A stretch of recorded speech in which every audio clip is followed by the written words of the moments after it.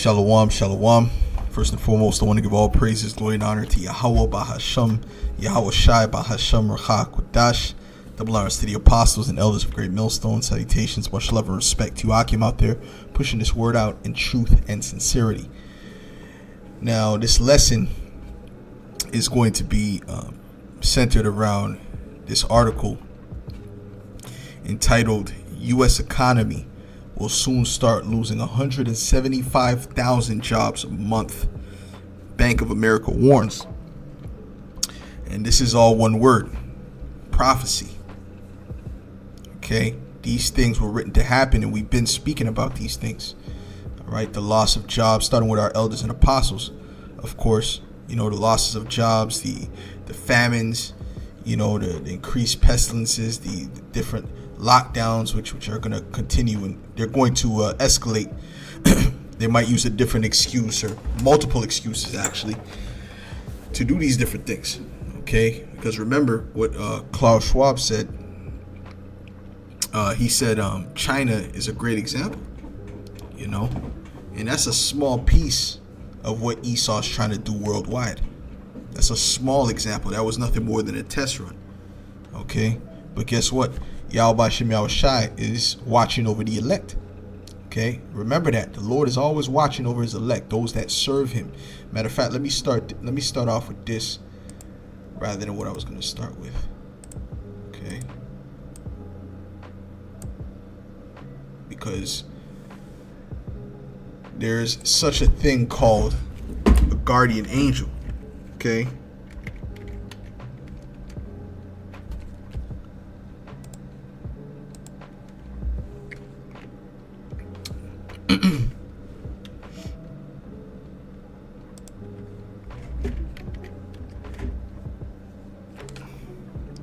now this is Psalms 34 and verse 7.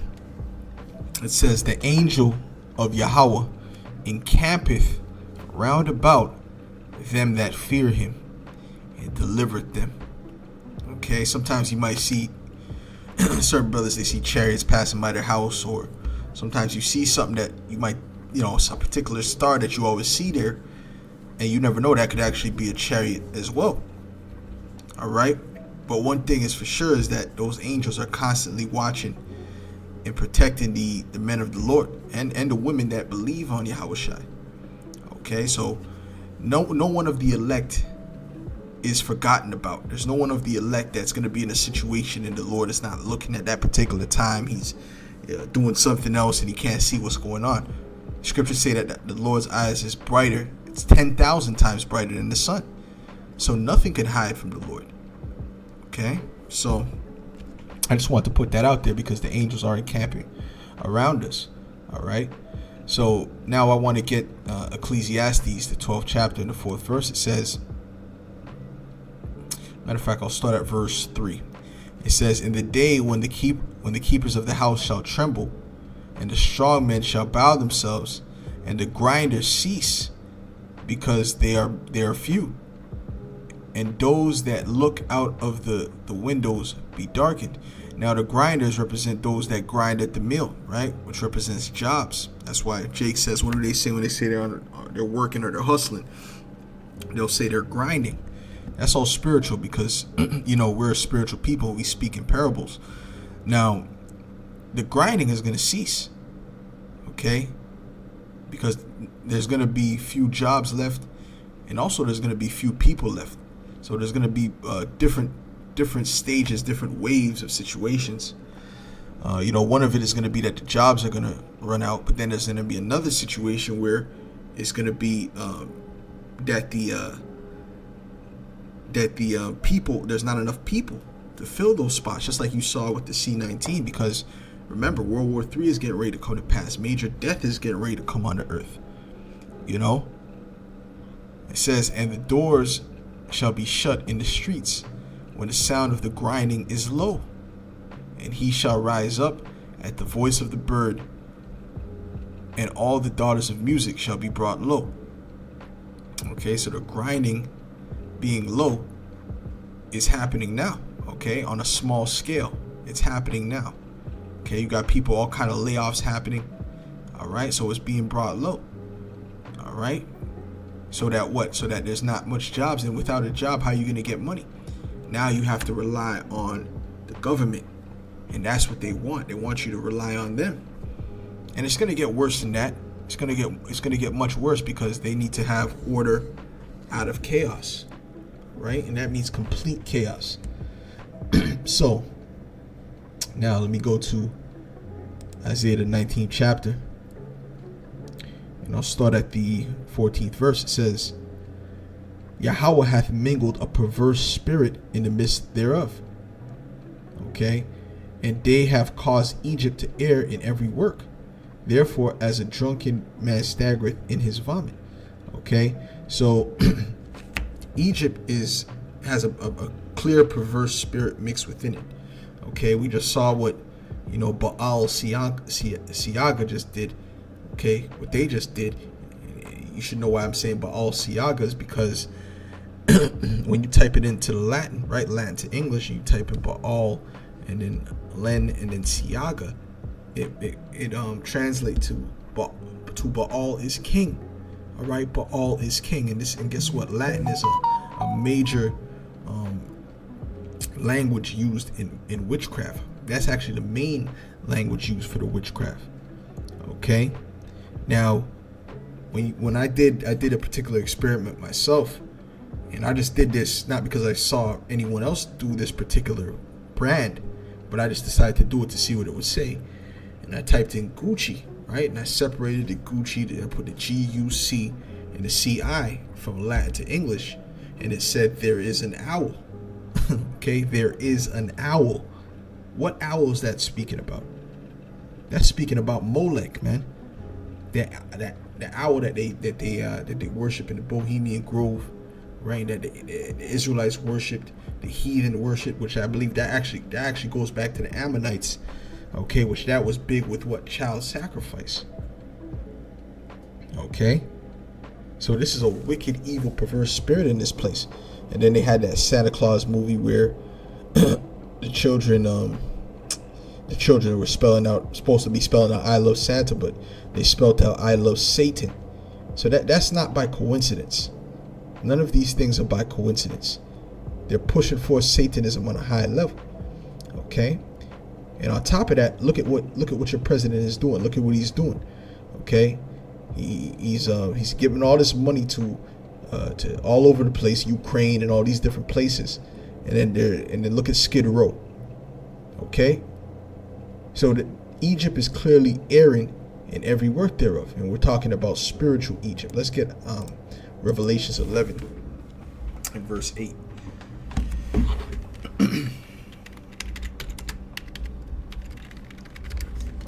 Revelations 11 and verse 8, and it reads, and their dead bodies shall lie in the street of the great city, which spiritually is called Sodom in Egypt. Okay, so it's a spiritual Sodom in Egypt. We know why it's called Sodom, because all of the freakism that's being pushed there, this transformer lifestyle, this alphabet lifestyle. Okay, now they're trying to push the PDF files. All right. All right. And it's Egypt because guess what? All 12 tribes are in America. And they're captives in America. All right. Where also our Lord was crucified. Okay. Speaking about spiritually, he was X'd out. Okay. The whole image of the Lord. Okay. Now let's get back to Isaiah 19. And at verse 15 now, see, it says, neither shall there be any work for Egypt, which the head or tail, branch or rush may do. Okay, so this is why you see the jobs are dissipating. And this is what the elites want. They're doing this purposely. By the way, they want to get rid of all these little, privately owned businesses. And they want everything to be corporately owned. That's the goal. Okay. So if you don't comply with the system, and you know what system we're talking about, the beast system, right? Specifically dealing with the mark, all right? Then guess what? You're not going to be able to have a job. You're not going to be able to buy food. You're not going to be able to do this. You're not going to be able to do that, right? Which is going to lead to what, an underground world where people are trading and all these different things. But like that Canadian banker said, that devil, what's his name? Stephen Polos. I believe it was Stephen Polos. He said, yeah, they're gonna do that. They're gonna have the little underground thing for a while, but we're gonna destroy that as well. All right. So what does he mean by that? Okay. He knows that it's gonna lead to an underground society, and he said that he's looking to they're looking to destroy that as well, so that you have nowhere to run to. But guess what? We have somewhere to run to, and where do we have to run to? Let's get Proverbs 18 and 10, man. Let's get Proverbs 18 and 10, because you have to understand, this is doom and gloom for those that don't trust in Yahweh Hashem Yahushua. This is good news for us, okay? Because this means we're closer. We're getting closer to the kingdom. This just means we're getting closer to the kingdom, okay? 2023 is going to be a very serious year. All right, it's not going to be like 2022. All right, spirit is going to change. This is Proverbs 18 and 10. It says, "The name of Yahweh is a strong tower. The righteous runneth into it and is safe." This is where we're going to run to. All right, so he thinks we're not going to have anywhere to run, but we're running into that strong tower, which deals with the names of Yahweh and Yahushai, which IUIC doesn't push, by the way. And a lot of these camps don't really push it. They might, say the name from time to time, but they don't exalt the name the way, Great Millstone and our affiliates do. Okay?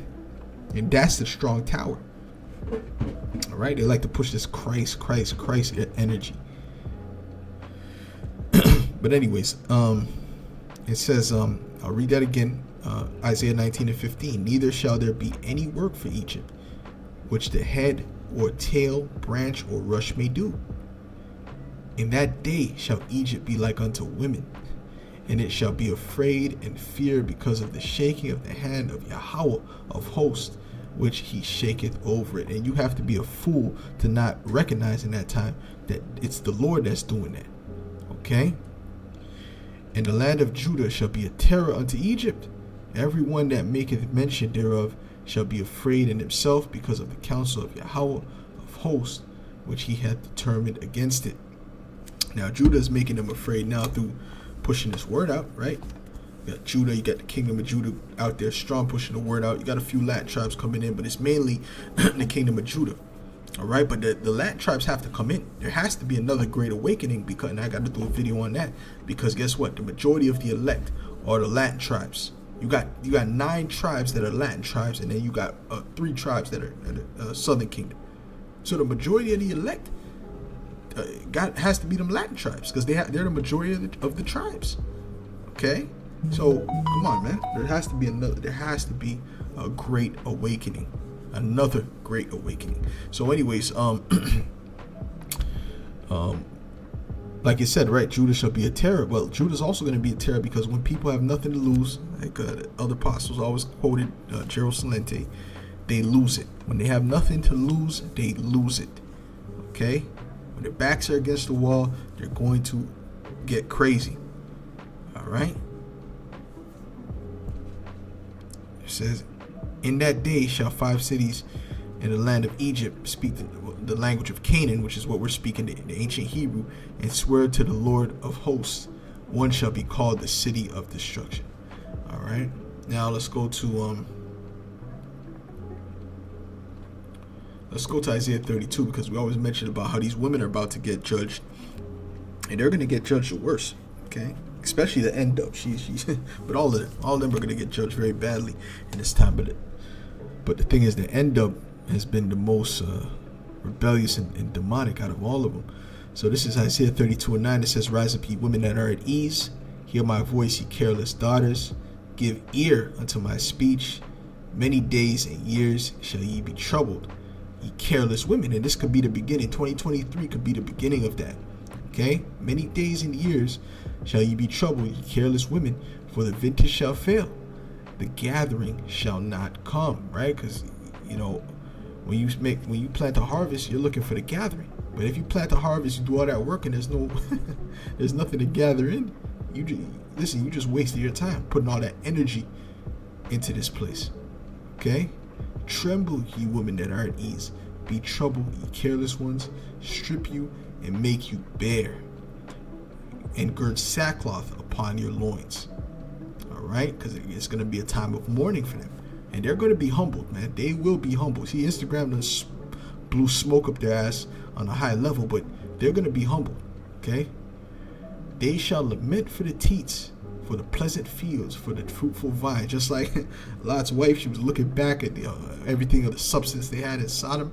Well, they're going to be looking and try to reminisce about the time they were able to go to the club and they were able to eat McDonald's and this and that, and order Uber Eats, you know, or get an Uber somewhere or drive and do all these different things, because all these things that they had, all these pleasantries they had in this earth based upon what the serpent, the devil, gave them, all right, is about to be taken away. Okay? So let me hit up a bit more of that article, and then we're going to get to 2nd Ezra 15th chapter. I'm going to read a bit of it.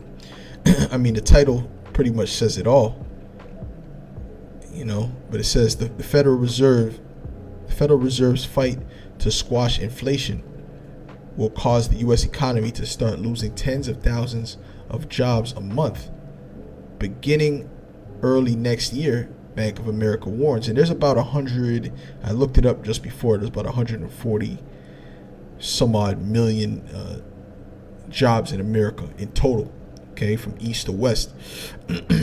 So 175,000 per month is a lot, right? And that's gonna, and who's to say that won't increase within the year? You know, although the jobs market remains surprisingly strong in September, the Fed is working hard to change that by aggressively raising interest rates to ease demand for everything from cars and homes to appliances. The pace of job growth is expected to be roughly cut in half during the fourth quarter of this year, Bank of America told clients in a report Friday. Wow, they're looking to cut the job growth in half. Okay, so that's not going to be good for those small businesses.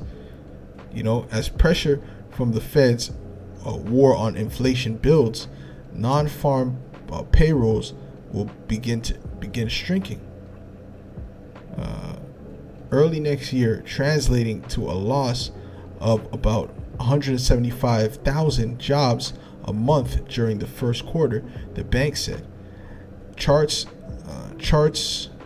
published by Bank of America suggest job losses will continue through much of 2023. The premise is a harder landing rather than a softer one. Michael Gabin, head of U.S. economics,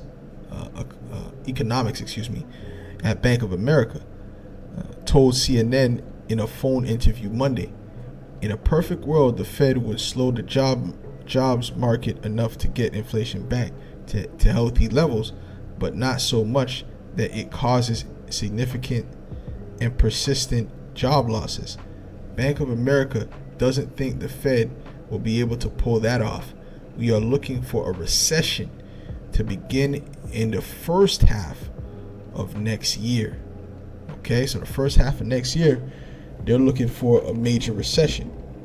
Okay, unemployment to peak at 5.5%, Bank of America says.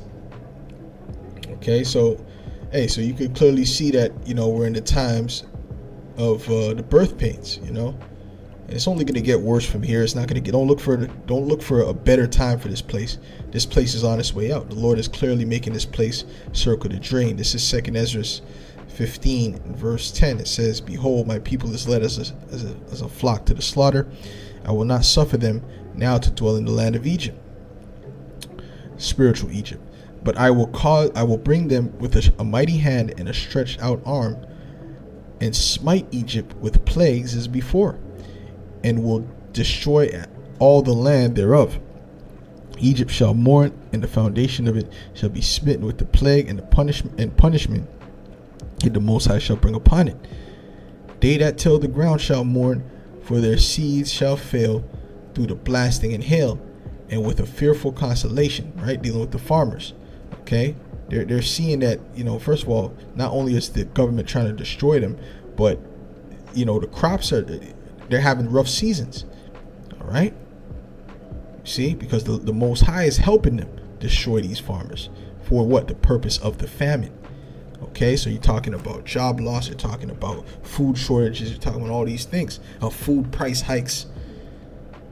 Even so even before the food shortage, the price hikes happen, and then you don't even have a job, and inflation is through the roof, or you might have a job but they're not giving you any more money, so inflation is through the roof and you can't afford the food that's there. You see that?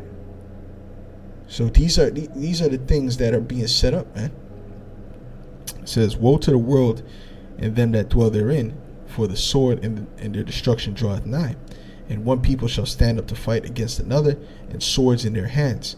For there shall be sedition among men, and invading one another. And these things are going to lead to sedition. They're going to lead to people speaking out against the government more, rising up against the government. This is what it's leading to. They shall not regard their kings nor princes, and the course of their actions shall stand in their power. A man shall desire to go into a city and shall not be able. For because of their pride the city shall be troubled, the houses shall be destroyed, and men shall be afraid.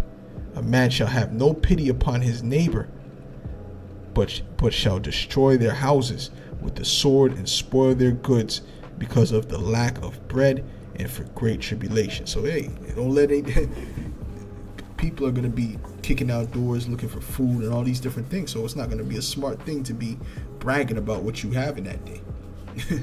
You see what I'm saying? So Lord willing, that was edifying through the Spirit. We see that Babylon is done. We would have healed Babylon, but she is not healed, as the scriptures say. So with that, I'll say shalom.